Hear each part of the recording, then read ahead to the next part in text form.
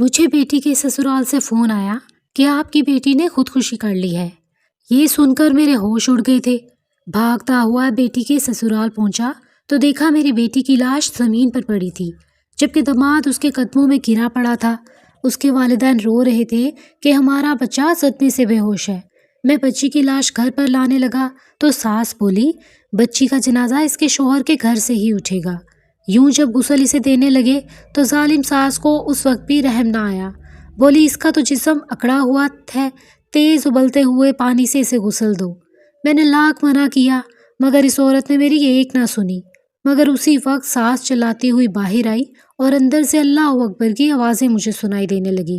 میں بھاگا اندر گیا تو قدرت کا انصاف دیکھ کر سجدے میں گر پڑا، کیونکہ میں جوں ہی گھر میں داخل ہوا تو میری ننھی سی پیاری سی پری بھاگتی ہوئی میری طرف بڑھ آئی۔ میں نے بھی لپک کر اسے گود میں اٹھا کر ہوا میں گھما دیا۔ وہ میرا یوں ہی روزانہ استقبال کیا کرتی۔ میں نے اس کو زمین پر اتار کر مسکراتے ہوئے اپنی بہن کی جانب دیکھا جو اس کے پیچھے ہی چلی آئی تھی۔ وہ بھی میری مسکراہٹ کی جواب میں مسکرا دی تھی۔ بابا، آج آپ میرے لیے کیا لائے ہیں؟ میری ننھی پری نے میرے سامنے ہاتھ پھیلایا تو میں نے جیب سے چاکلیٹ نکال کر اس کے ہاتھ پر رکھ دی۔ میں جانتا تھا کہ اس کو چاکلیٹس بہت پسند تھیں، لہٰذا میں روزانہ اس کے لیے کوئی نہ کوئی چاکلیٹ لے آیا کرتا۔ وہ بھی چاکلیٹ دیکھ کر بے انتہا خوش ہو گئی۔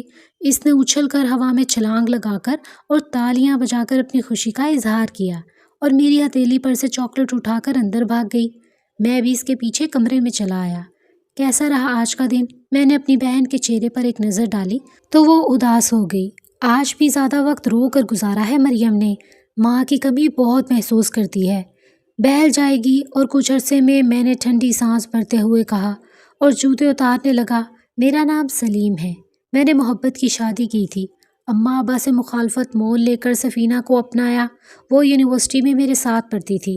ہماری محبت 4 دن کی تھی مگر اس قدر شدید کہ میں اسے کھونے سے ڈرنے لگا تھا۔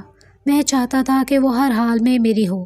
میری محبت کی شدت اور گہرائی شاید اس نے بھی محسوس کر لی تھی، تبھی تو وہ کھنچتی چلی آتی تھی۔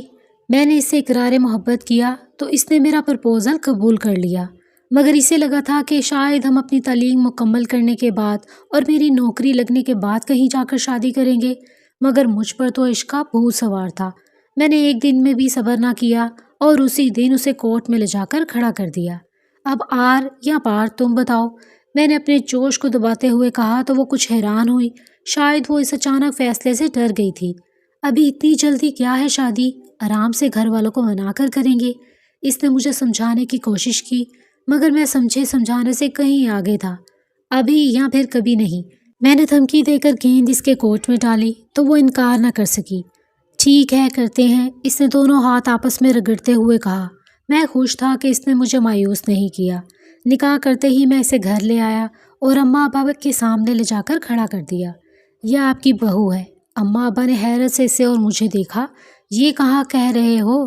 تم ایسا کیسے ممکن ہے کہ تم ایسا کر سکتے ہو؟ تمہیں اپنی بہن کے ارمانوں کا بھی ذرا خیال نہ آیا؟ اماں فکر مندی سے بولی تو میں چونک گیا۔ میری بہن اور میرا رشتہ تو وٹے سٹے کی بنیاد پر تھا۔ میرا رشتہ جس سے طے تھا وہ میری خالہ کی بیٹی تھی جو بالکل جاہل تھی اور مجھے ایک آنکھ نہ بھاتی تھی۔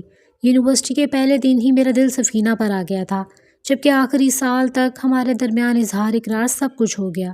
اپنی محبت میں مگن اپنی بہن کے رشتے کے بارے میں تو میں بالکل بھول ہی گیا تھا۔ میں نے شادی کی جلدی اسی لیے کی تھی کہ کہیں اماں ابا میری شادی زبردستی سے لڑکی سے نہ کروا دیں جس سے میرا رشتہ طے تھا۔ پر اپنی بہن کے رشتے کے بارے میں ایک بار نہ سوچا۔ کتنا خود غرض تھا جو اپنی پسند کی لڑکی کو بیوی بنا کر لے آیا۔ پھر وہی ہوا جس کا ڈر تھا۔ خالہ کو جیسے ہی میری شادی کا علم ہوا انہوں نے فوراً اپنے بیٹے کا رشتہ میری بہن سے ختم کیا اور اس کی کسی اور لڑکی سے شادی بھی کروا دی۔ میری طرح انہوں نے بھی اپنے بیٹے کی شادی کرنے میں بے حد جلدی کی اور ہمیں سوچنے سمجھنے کی مہلت ہی نہ دی، جیسے کہ وہ شادی کی تیاری پہلے ہی کر کے بیٹھی ہوں۔ پر اب کیا ہو سکتا تھا؟ میں مجرم ٹھہرایا گیا تھا۔ میری وجہ سے میری بہن کا مستقبل داؤ پر لگ گیا تھا۔ میں تو خطا کار اور مجرم تھا ہی، مگر سفینہ بغیر کسی جرم کے ہی ماری گئی تھی۔ اس کا جرم یہ تھا کہ اس نے مجھے اپنی محبت کے جال میں پھنسا کر مجھے نکاح کرنے کے لیے مجبور کیا تھا۔ حقیقت اس کے برعکس تھی۔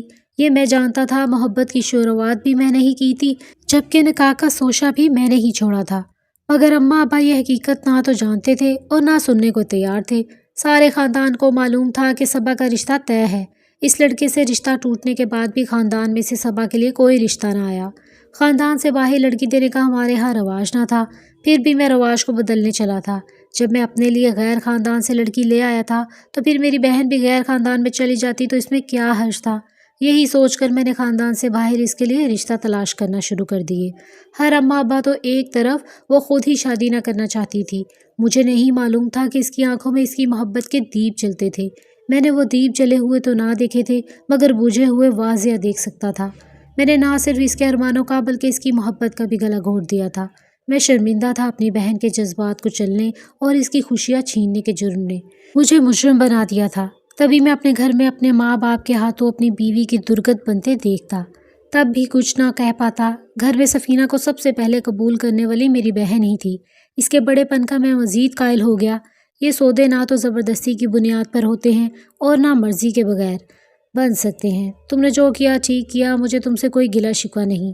میری بہن نے میرے جرم کو فوراً ہی معاف کر دیا تھا۔ میں نے سفینہ کو پہلے دن ایک بھی بات سمجھائی تھی کہ مجھ سے غلطی ہوئی ہے، میں نے جلد بازی سے کام لیا۔ میں جانتا ہوں تمہارا کوئی قصور نہیں، پر ہم اب ایک ہیں۔ میرے حصے کی ڈانٹ تمہیں سننی بھی پڑے تو چپ چاپ سن لینا۔ میرے ماں باپ اور بہن بھائی میری وجہ سے بہت دکھی ہیں، انہیں مزید دکھ نہ دینا۔ سفینہ نے تو جیسے میری نصیحت پلو سے ہی باندھ لی تھی۔ اس نے صبر و استقامت کا وہ دامن ہاتھ تھاما کہ میں بھی حیران تھا۔ اماں اسے گالیوں سے بھی نواز لیتی تو وہ نہ بولتی۔ میں اپنی سعادت مند بیوی پر واری قربان جاتا۔ وہ ایک امیر و کبیر خاندان سے تعلق رکھتی تھی، اماں باپ کی لاڈلی اکلوتی بیٹی تھی، مگر اس نے اپنے باپ کی عزت پر جو داغ لگایا تھا، اس کے بعد سے وہ اپنے ماں باپ کی نظروں میں اپنا مقام کھو چکی تھی۔ مجھ سے کورٹ میرج کے بعد نہ تو اس کے ماں باپ کبھی اسے ملنے آئے، وہ نہ کبھی ملنے گئی۔ ایک تو اس کی فرما برداری اور دوسرے اس کی اپنے میکے سے دوری اماں کو مزید شیر کر گئی۔ وہ اسے تنگ کرنے کا کوئی موقع ہاتھ سے نہ جانے دیتی۔ میں چپ چاپ تماشا دیکھتا رہ جاتا۔ اپنے طور پر میں اسے جتنا خوش رکھنے کی کوشش کر سکتا تھا میں کرتا تھا، مگر اماں اس کا دل جلانے میں کوئی کسر نہ چھوڑتی تھیں۔ وہ ہماری کوئی خوشی نہ رہنے دیتی، بلکہ ہر موقع پر سفینہ کو ذلیل کرنے کا کوئی نہ کوئی بہانہ ڈھونڈ لیا کرتی۔ میں اکیلے میں سفینہ کو تسلیاں دلاسے اور رونے کے لیے اپنا کندھا بھی دیتا، مگر اماں کے سامنے تو میری خود کی بولتی بند ہو جاتی۔ وہ اتنے پر ہی خوش تھی، اس نے میری ماں کے خلاف کبھی کوئی گلہ شکوہ نہ کیا۔ سفینہ اماں تو نہیں، بالآخر ابا کا دل جیتنے میں کامیاب ہو گئی تھی۔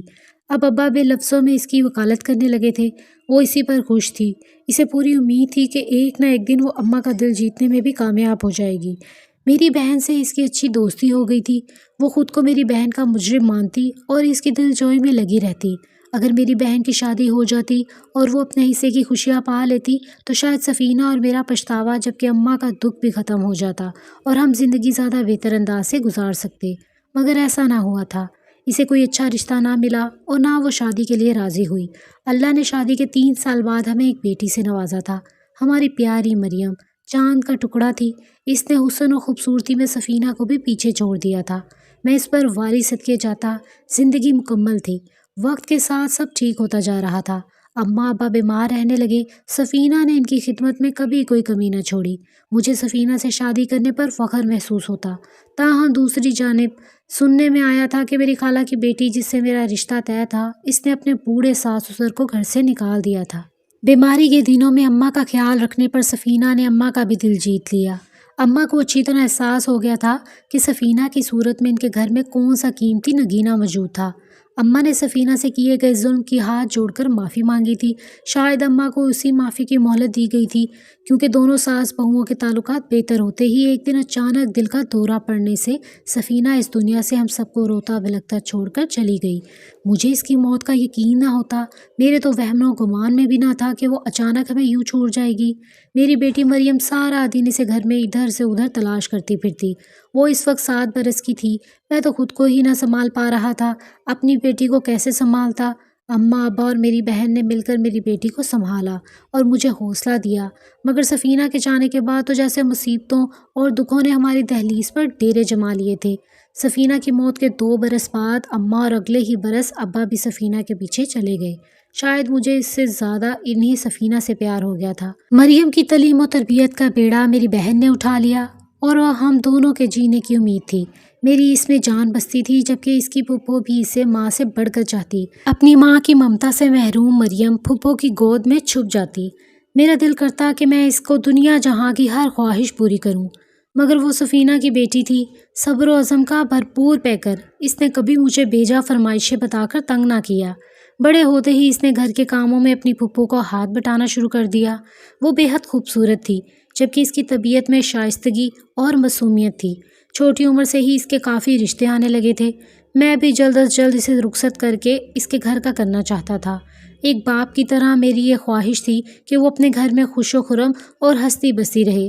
ابھی اس کا FA ہی مکمل ہوا تھا کہ میرے دفتر میں کام کرنے والے ساتھی نے مریم سے اپنے بیٹے کا رشتہ پیش کیا تھا۔ وہ مریم کو میرے ساتھ کالج جاتا کئی بار دیکھ چکے تھے۔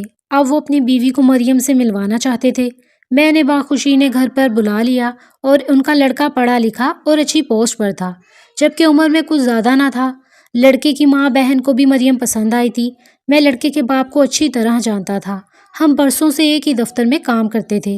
ان کی عادت و اطوار اور فطرت بہترین تھی، جبکہ لڑکے میں بھی کسی قسم کی کوئی کمی نہ تھی، تو میں اس رشتے پر سے کیا اعتراض اٹھاتا۔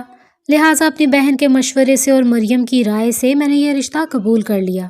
میں نے مریم سے دوستانہ انداز میں پوچھ لیا تھا کہ اگر اسے کوئی اور پسند ہے تو وہ بتا دے۔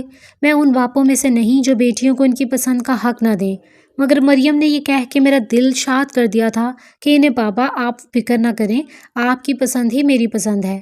وقت اتنی جلدی گزر گیا تھا۔ کل تک مریم میرے استقبال کو بھاگ کر باہر آتی اور اپنی چاکلیٹس کا انتظار کرتی۔ آج اپنے باپ کی دہلیز سے رخصت ہو چلی تھی۔ مریم چونکہ میری زندگی کی واحد خوشی تھی، لہٰذا اس کی رخصتی کا مرحلہ میرے لیے بے انتہا دکھی لمحہ تھا۔ وہ بن ماں کے پلی تھی۔ ویسے تو میری بہن نے اسے بھی بے حد لاڈ پیار سے پالا تھا، مگر ماؤں کے بغیر پلنے والے بچوں میں جو سمجھداری اور میچورٹی ہوتی ہے وہ اس میں موجود تھی۔ شادی کی تیاریاں شروع ہو چکی تھیں۔ اس کی پھپھو نے تیاری کی تمام ذمہ داری اپنے سر لے لی۔ وقت اتنی جلدی سے گزر گیا اور مریم کی رخصتی کا دن آ پہنچا۔ میں اس کا سر اپنے سینے سے لگا کر اشکبار تھا۔ سفینہ کی نشانی بھی آج مجھے چھوڑ کر چلی تھی۔ میں اس کی دائمی خوشیوں کے لیے دعا گو تھا۔ مریم کی رخصتی کے بعد گھر بالکل سونا ہو گیا۔ میری بہن سارا دن گھر میں ادھر سے ادھر بلا وجہ گھومتی رہتی، جبکہ میں دفتر سے آنے کے بعد اپنے بستر پر اداس پڑا رہتا۔ مریم اپنے شوہر کے ساتھ ملنے آتی تھی۔ اس کا شوہر اس کے ساتھ بہت اچھا تھا۔ دونوں ایک دوسرے کے ساتھ بے حد خوش تھے۔ ان دونوں کو خوش دیکھ کر میں بھی مطمئن ہو گیا۔ مریم پر گھر کی ذمہ داریاں پڑیں تو اس نے آنا جانا کم کر دیا۔ میں بھی اسے زیادہ تنگ نہ کرتا کہ وہ بار بار مجھ سے ملنے آئے۔ میں بس یہی چاہتا تھا کہ وہ اپنے گھر میں خوش باش رہے اور سسرال میں اپنا دل لگائے، نہ کہ میکے کی دہلیز پکڑ کر بیٹھی رہے۔ اللہ نے اسے جلد ہی خوشخبری سنا دی تھی۔ اپنی طبیعت کی خرابی کے باعث وہ بہت ہی کم آتی۔ میں دفتر میں اس کے سسر سے اس کی خیریت معلوم کر لیا کرتا۔ اس نے ایک بیٹی کو جنم دیا تو میری خوشی کا ٹھکانہ نہ رہا تھا۔ میں خود کو روک نہ سکا اور اپنی بہن کو لیے اس سے ملنے ہسپتال جا پہنچا۔ اس کی بچی بالکل اس کے جیسی تھی۔ مجھے تو یہی لگ رہا تھا کہ میری مریم ایک بار پھر سے آ گئی۔ میں کتنی ہی دیر بچی کو گود میں لیے بیٹھا رہا۔ اس کی ساس نے اسے میری گود سے لیا تو مجھے احساس ہوا کہ کتنا وقت گزر گیا تھا۔ مریم کی طبیعت کچھ ٹھیک نہ تھی۔ اس کی آنکھوں میں آنسو بھرے تھے۔ میں جانتا تھا وہ ایک جذباتی وقت سے گزر رہی تھی۔ میں ہسپتال سے ہی گھر چلا آیا تھا۔ بچی کے بعد مریم مزید مصروف ہو گئی۔ وہ بہت کم آیا کرتی۔ اس کے چہرے پر وہ پہلے جیسی رونق نہ رہی تھی۔ اس کی پھپھو نے اس سے ایک دو بار پوچھا بھی، مگر وہ ٹال گئی۔ اس نے بچی کا نام اپنی ماں کے نام پر سفینہ رکھا تھا۔ مریم جب بھی گھر میں آتی میں زیادہ وقت اس کے بچی کے ساتھ گزارتا۔ مریم اپنے باپ اور اپنی بیٹی کا پیار مجھے دیکھ کر مسکرا دیتی۔ آج میری طبیعت کچھ ٹھیک نہ تھی، لہٰذا میں سستی کے ساتھ بستر پر پڑا تھا۔ میری بہن صبح سے مجھے 2-3 بار آوازیں لگا چکی تھی کہ میں اٹھ کر ناشتہ کروں، مگر نہ جانے کیوں میرا دل گھبرایا ہوا تھا اور کچھ بھی کھانے پینے کو نہیں کر رہا تھا۔ آج چونکہ چھٹی کا دن تھا لہٰذا مجھے دفتر نہ جانا تھا۔ ویسے تو میں دفتر کے جانے کے اوقات سے بھی پہلے اٹھ جایا کرتا اور کچھ وقت اپنی بہن کے ساتھ گزارا کرتا، مگر آج چھٹی ہونے کی وجہ سے میں بستر سے باہر ہی نہ نکلا تھا۔ تب ہی اچانک میرے فون پر کال آئی۔ نمبر مریم کے سسر کا تھا۔ میں نے فوراً اٹھایا تو اس کی ساس کی آواز سنائی دی۔ اس نے مجھے پیغام دیا کہ آپ کی بیٹی نے خودکشی کر لی ہے، لہٰذا آپ ہمارے گھر آ پہنچو، اور کھٹ سے فون بند کر دیا۔ میں حیران و پریشان اس کے الفاظ پر غور کرتا رہا۔ ایک لمحے کو تو مجھے سمجھ نہ آئی، اور جیسے ہی اس کے الفاظ سمجھ آئے میرا دل بیٹھ گیا کہ یہ کیا کہہ رہی تھی۔ وہ مریم اپنی چھوٹی سی بچی کو چھوڑ کر خودکشی کیوں کرے گی؟ میرے وہم و گمان میں بھی نہ تھا کہ اس صبح ایسی اطلاع سننے کو ملے گی۔ میرا دل کانپ رہا تھا جبکہ میری آنکھوں سے آنسو روا تھے۔ کہیں یہ کوئی مذاق تو نہ تھا؟ میں نے دوبارہ اسی نمبر پر کال ملائی تو اب کی مریم کے سسر نے فون اٹھایا۔ اس نے بھی وہی کہا کہ مریم اس دنیا میں نہیں رہی اور اس نے خودکشی کر لی ہے۔ میں فوراً ہی اپنی بہن کی جانب دوڑا اور اسے تمام حقیقت بتا کر اپنے ساتھ مریم کے سسرال کی طرف چل پڑا۔ رستہ زیادہ طویل نہ تھا مگر بڑی مشکل سے کٹا۔ میرا دل کسی طور پر قابو میں نہ آ رہا تھا۔ ایسا کیسے ممکن تھا؟ مریم اتنا بڑا قدم کیسے اٹھا سکتی تھی؟ اگر اسے کوئی مسئلہ یا کوئی پریشانی تھی تو اس نے مجھ سے کیوں نہ رابطہ کیا؟ اس کا باپ ابھی مرا نہیں تھا، زندہ تھا۔ وہ ایک بار تو مجھے آواز دیتی، ایک بار مجھے پکارتی تو صحیح۔ میں تمام راستے اسی پریشانی میں مبتلا رہا کہ کہیں مجھ سے مریم کے معاملے میں کوئی غفلت تو نہیں ہو گئی۔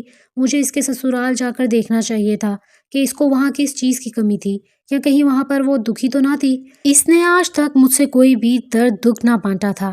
اس نے تو شادی سے پہلے مجھ سے کبھی کوئی فرمائش اور خواہش کر کے مجھے تنگ نہ کیا تھا۔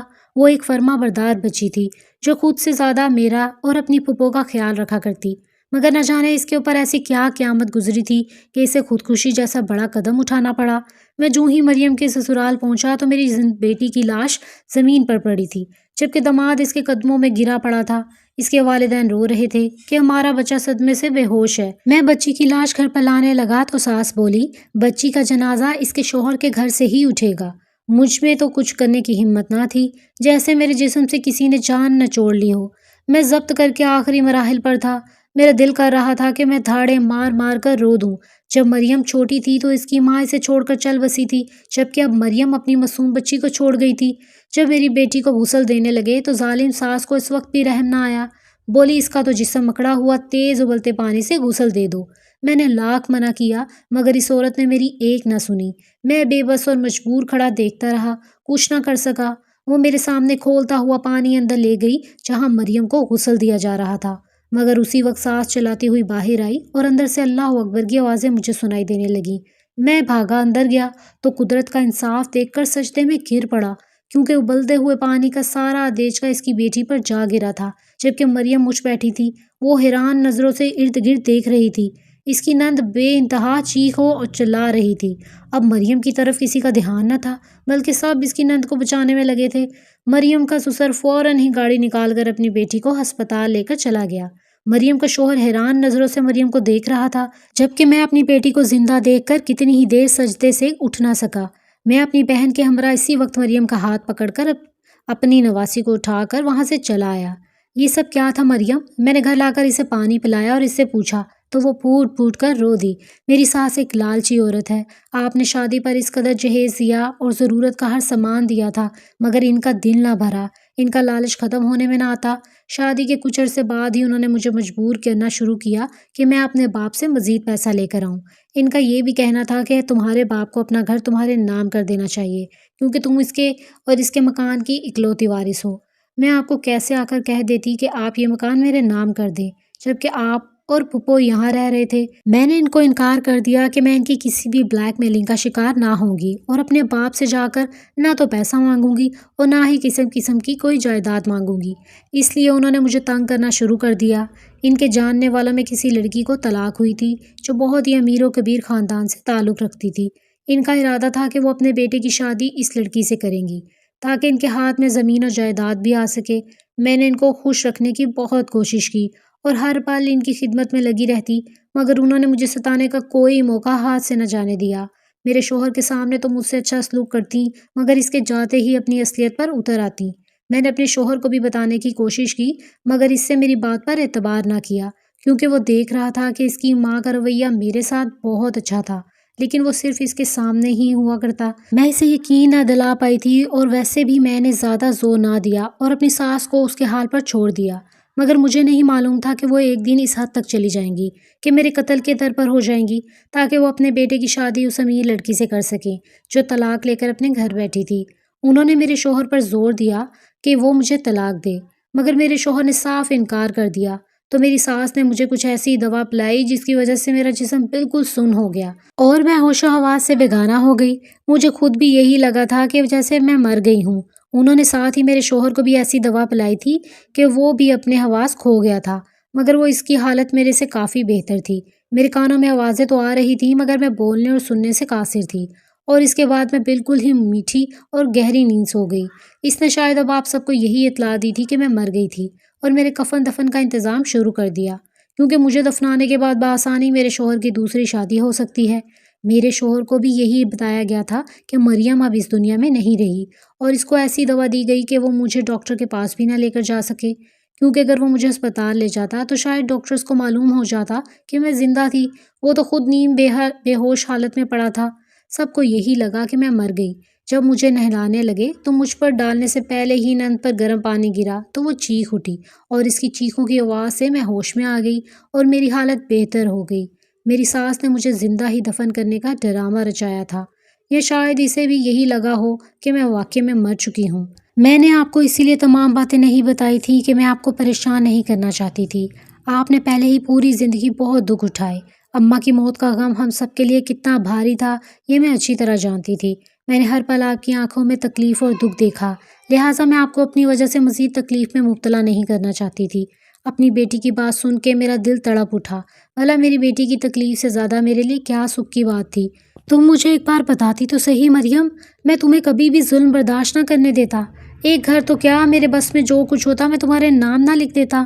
مجھے معلوم تھا آپ یہی کریں گے بابا، اسی لیے تو میں نے آپ کو نہ بتایا۔ میں آپ سے ایک گھر کیسے چھین سکتی تھی؟ یہاں پر ماں کی یادیں موجود ہیں، یہاں پر آپ نے اپنی زندگی کا بہترین وقت گزارا ہے، تو میں ایک پل میں آپ سے ایک گھر کیسے چھین کر اپنی ساس کے نام کر دیتی؟ ویسے بھی ان کا تقاضا غلط تھا، میں ان کی کسی بھی غلط بات کو ماننے کو تیار نہ تھی۔ مریم کی آپ بیتی سن کر میں نے اپنی بیٹی کے سر پر ہاتھ رکھ دیا۔ اس کی ساس نے جو ظلم کیا تھا اس کا صلہ اسے مل گیا۔ اس کی بیٹی بڑی طرح جھلس گئی تھی، جو زندگی اور موت کی کشمکش میں تھی۔ جب اللہ نے انصاف کر دکھایا تو میں نے بھی چپ سادھ لی، ورنہ میرا یہی ارادہ تھا کہ ان پر پولیس کیس کروا دوں اور مریم کی ساس کو جیل کی ہوا کھانی پڑے، مگر میں نے رب کی رضا کی خاطر درگزر سے کام لیا۔ اگر مریم کو ہوش نہ آتا اور اسے ایسے ہی دفن کر دیا جاتا تو کیا ہوتا، یہ سوچ کر ہی میرے رونگٹے کھڑے ہو جاتے۔ اس کی ننند کی طبیعت سنبھلی تو اسے گھر بھیج دیا گیا۔ تب مریم کے شوہر اور سسر کو مریم کا خیال آیا تو وہ اسے لینے چلے آئے۔ میں بہت شرمندہ ہوں، مجھے نہیں معلوم تھا کہ میری بیوی نے مریم کے ساتھ اتنا کچھ غلط کر رکھا ہے۔ مجھے مریم کی دوائی کھلانے کے بارے میں بھی کچھ معلوم نہیں۔ مریم کا سسر میرے سامنے ہاتھ جوڑ کر بولا تھا، جبکہ اس کا شوہر تو میرے پیروں میں ہی بیٹھ گیا تھا۔ میں مریم کو دل و جان سے چاہتا ہوں، اور اپنی بیٹی سفینہ میں بھی میری جان بستی ہے۔ ایسے میں مریم کو کیسے چھوڑ سکتا ہوں؟ مجھے معلوم تھا کہ اماں مریم کو تنگ کرتی ہے، مگر میں نے یہ ایک روایتی ساس بہو والا جھگڑا ہی سمجھا تھا۔ مجھے نہیں معلوم تھا کہ میری ماں دولت کی لالچ میں اس قدر اندھی ہو جائے گی کہ وہ میری بیوی کو قتل کرنے کے بھی گریز نہیں کرے گی۔ آپ مجھے معاف کر دیں، میں وعدہ کرتا ہوں کہ آئندہ مریم کو کسی قسم کی کوئی تکلیف نہیں ہونے دوں گا۔ اس نے میرے سے وعدہ کیا تو میں نے اس کو پکڑ کے اپنے پاس بٹھا لیا۔ میں ان دونوں باپ بیٹا کو معاف تو کر سکتا تھا، مگر دوبارہ ان پر اعتبار نہ کر سکتا تھا۔ میری بیٹی کبھی بھی تم لوگوں کے ساتھ اس گھر میں نہیں جائے گی۔ میں نے اپنا فیصلہ سنایا اور مریم کی جانب دیکھا۔ مجھے معلوم تھا کہ وہ میرے فیصلے سے روگردانی نہیں کرے گی اور میری بات مانے گی۔ آپ حق بجانب ہیں، اگر کسی کی بیٹی کے ساتھ بھی ایسا سلوک کیا جاتا تو اس کا یہی تقاضا ہوتا۔ مریم کا سسر بولا، اگر تم میرے اس گھر میں گھر داماد بن کر رہنا چاہو تو رہ سکتے ہو۔ میں کچھ سوچ کر بولا تھا۔ میری بات سن کر مریم اور اس کا شوہر دونوں ہی چونک پڑے۔ ہاں یہی بہتر ہے، مریم کا سسر کچھ دیر میں بولا تو میں نے اطمینان بھری سانس لی تھی۔ مجھے امید تھی کہ میری مریم میری نظروں کے سامنے زیادہ خوش رہ سکتی تھی۔